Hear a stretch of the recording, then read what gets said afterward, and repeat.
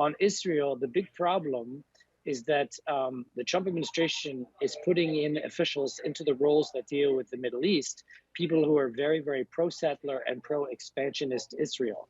And so it's very clear to me that even though the US government should take actions to force Israel to keep its commitments to get out, they probably won't.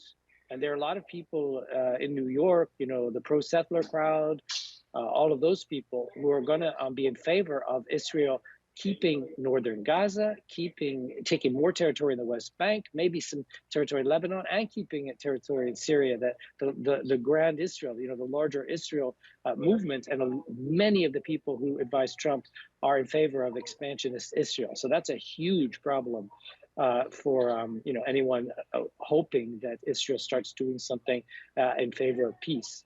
I think the simplest way to help explain the answer is that the Jewish lobby has a large influence on the Biden administration, and it has a much larger influence on the Trump administration.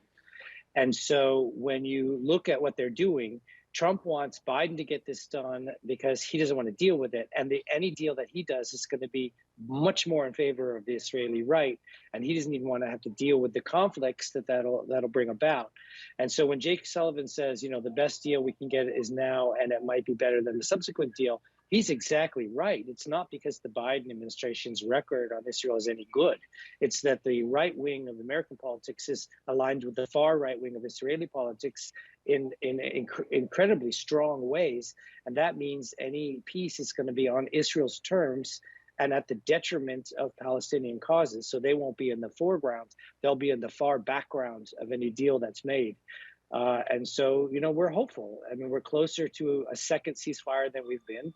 And the issues of prisoners and hostages seem to be resolved for a phase one ceasefire, although I think the final disposition of Israeli troops is probably the main sticking point, because the Israelis want to keep a lot of, positionality, let's call it, even though they could get more from Trump. And Trump doesn't want to get involved. He just wants this to be done on the Biden administration's terms.